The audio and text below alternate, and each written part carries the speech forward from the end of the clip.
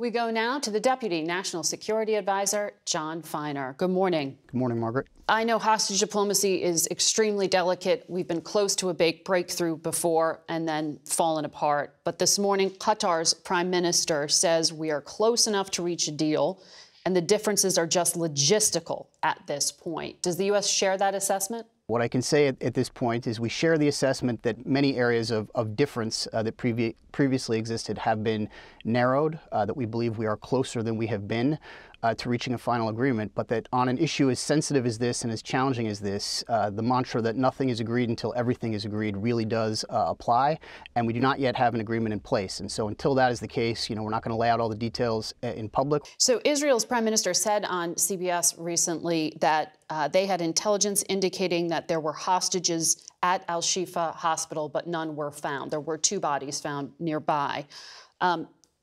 Did the U.S. share the assessment that hostages were being held at the hospital? Because there was a release suggesting that from declassified intelligence the U.S. shared. Was the U.S. assessment wrong? So what I am going to tell you is what we have put out in terms of intelligence that we have been able to share and that we've been able to downgrade on Al-Shifa. And look, this is a microcosm of the challenges associated with this entire conflict, because this is obviously a hospital where there are patients who are being treated, the most advanced hospital in Gaza, also a place where innocent civilians have gathered during the course of this conflict, and all of those innocent lives are sacred to us, are equal in value to lives anywhere that are innocent.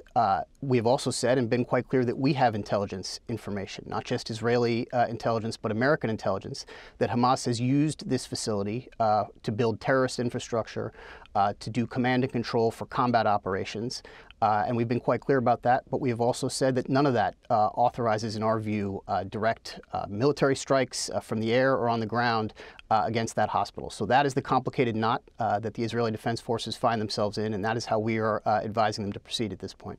Right. The downgraded assessment shared by the White House said the U.S. believes that there could be, in Al-Shifa Hospital, a command node and tunnels underneath, and that in the past, these hospitals have been used to hold hostages. That's why I was asking you, since none were found there, if the U.S. actually thought there would be hostages there.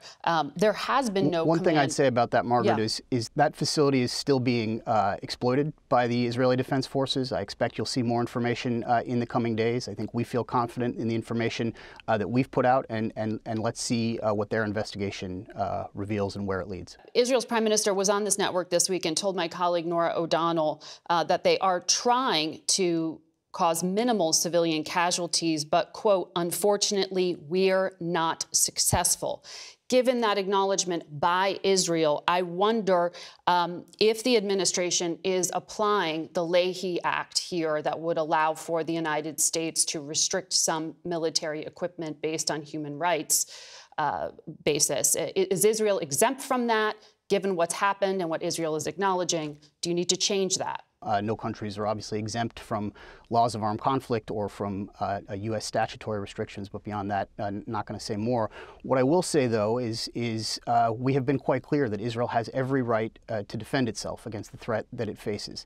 That includes, by the way, the right to go after Hamas leadership, who they say now have fled to the southern part of Gaza and have sought refuge there. So in the event that we believe that Israel is likely to embark on combat operations, including in the south, we believe both that they have the right to do that, but that there is a real concern because hundreds of thousands of residents of Gaza have fled now from the north to the south at Israel's request.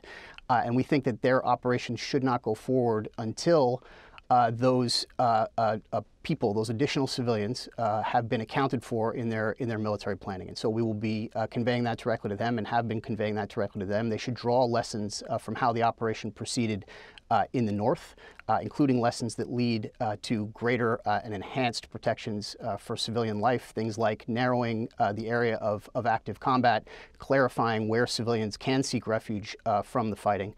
But I'll also reiterate that Hamas takes no such precautions. In fact, openly and wantonly flouts and almost brags about its desire to perpetrate war crimes. And so this is an adversary that does not hold itself to the standard that we and others believe is essential. Understood. Hamas is extremely brutal. I want to quickly ask you about President Biden's op-ed that he published in the Washington Post. He said the U.S. is prepared to issue visa bans against extremists. He was referring to Israeli settlers moving into the West Bank. Does that threat have teeth, given that there are estimates that American citizens make up as much as 15% of the settler population?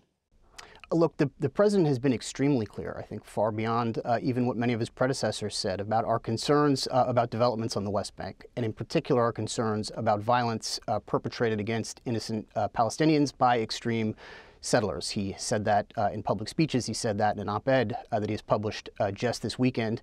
And as he indicated, and as we are now moving to operationalize, that could include consequences that the U.S. would impose on people associated with violence against innocents in the West Bank, including a ban on them being able to travel to the United States on visas. And we're moving in that direction, and we'll have more to say about that, I'm sure, in the coming days.